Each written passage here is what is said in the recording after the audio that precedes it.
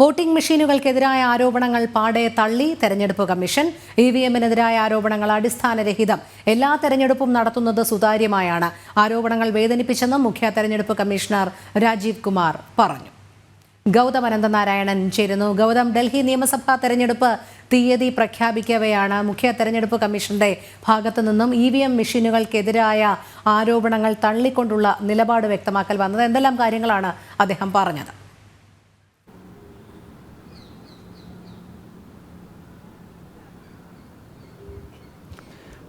രോഹിണി, ഇപ്പോഴത്തെ മുഖ്യ തെരഞ്ഞെടുപ്പ് കമ്മീഷണർ രാജീവ് കുമാറിന്റെ ഔദ്യോഗിക ജീവിതത്തിലെ അവസാനത്തെ വാർത്താ സമ്മേളനമാണ് ഇന്നിപ്പോൾ നടന്നത്. അദ്ദേഹം 2020 മുഖ്യ തെരഞ്ഞെടുപ്പ് കമ്മീഷണർ എന്ന വളരെ നിർണായകമായ പദവി ഏറ്റെടുക്കുന്നത്. അങ്ങനെ 5 വർഷം പൂർത്തിയാകുമ്പോൾ അദ്ദേഹം 31 നിയമസഭകളിലേക്കുള്ള തെരഞ്ഞെടുപ്പും ഒരു ജനറൽ ഇലക്ഷനും ഒരു ലോക്സഭയ്ക്കും അദ്ദേഹം നേതൃത്വം നൽകി എന്നുള്ളതാണ്. അങ്ങനെ 5 വർഷം വളരെ വിജയകരമായി പൂർത്തീകരിക്കുമ്പോഴും അദ്ദേഹം ദൗർഭാഗ്യകരമായ ഒരു സംഭവമായി ചൂണ്ടിക്കാണിക്കുന്നത് ഈ പ്രതിപക്ഷ പാർട്ടികൾ തുടർച്ചയായി ഉന്നയിക്കുന്ന വോട്ടിംഗ് മെഷീന് എതിരെയുള്ള ക്രമക്കേടാണ്. അദ്ദേഹം പറയുന്നത് വോട്ടിംഗ് മെഷീനെതിരെയുള്ള ക്രമക്കേട് എന്നത് തീർത്തും അടിസ്ഥാനരഹിതവും ബാലിശവുമായിട്ടുള്ളൊരു വാദമാണ്. പലതവണ തെരഞ്ഞെടുപ്പ് കമ്മീഷൻ തന്നെ ഇതിൻ്റെ സയന്റിഫിക് രീതിയിൽ എങ്ങനെ തെരഞ്ഞെടുപ്പ് നടത്തുന്നു എന്ന കാര്യം വിശദീകരിച്ചതാണ്.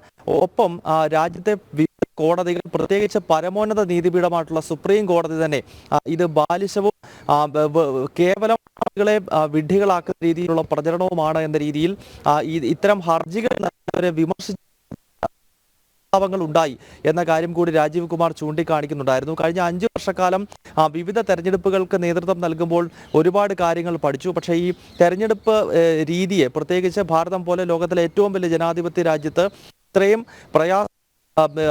ചലഞ്ചസ് ഏറ്റെടുത്തുകൊണ്ടാണ് തെരഞ്ഞെടുപ്പ് നടത്തുന്നത്. അങ്ങനെ തെരഞ്ഞെടുപ്പ് നടത്തുമ്പോൾ ഇത്തരം ബാലിശമായ ആരോപണങ്ങൾ ഉന്നയിക്കാൻ ശരിയല്ല. ഇത്തരം ആളുകളോട് പലതവണ ഇത് തെളിയിക്കാൻ ഉൾപ്പെടെ ശ്രമിച്ചതാണ്. പക്ഷേ ആ സമയത്തൊന്നും ഇത്തരം ആരോപണം ഉന്നയിക്കുന്നവർക്ക് അവരുടെ വാദഗതികൾ പറഞ്ഞു ജയിക്കുവാനോ അത് തെളിയിക്കുവാനോ കഴിഞ്ഞിരുന്നില്ല. അതിനാൽ വളരെ ദുഃഖിപ്പിക്കുന്നതായ ഒന്നാണ് ഈ വോട്ടിംഗ് മെഷീന് എതിരെ ഉയരുന്ന ആരോപണം എന്നാണ് രാജീവ് കുമാർ വ്യക്തമാക്കിയത്. രോഹിണി. ശരി, ഗൗതം അനന്തനാരായണനാണ് വിവരങ്ങൾ നൽകിയത്.